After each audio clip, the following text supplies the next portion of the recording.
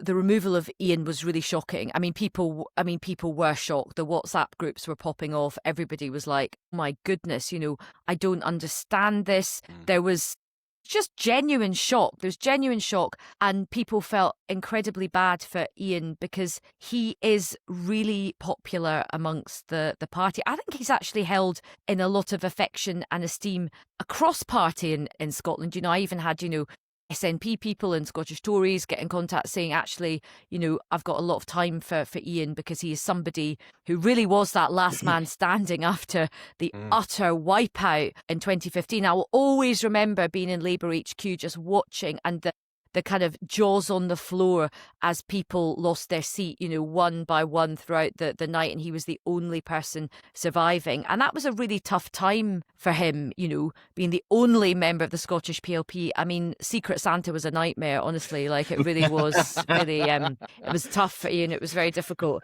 Well, at least he got what he wanted.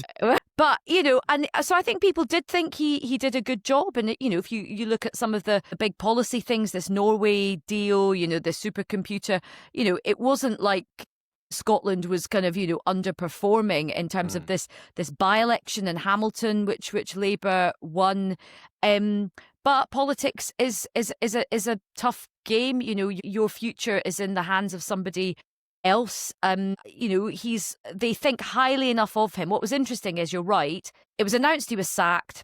There was a massive pushback from people publicly and privately, and I think that the party was not, lots of party members and others were not happy about it. And then he was offered these two very, these two roles, which I think is actually very suited for culture. Edinburgh Festival is like the largest cultural festival on the planet. AI and tech is going to be very important to this government as well.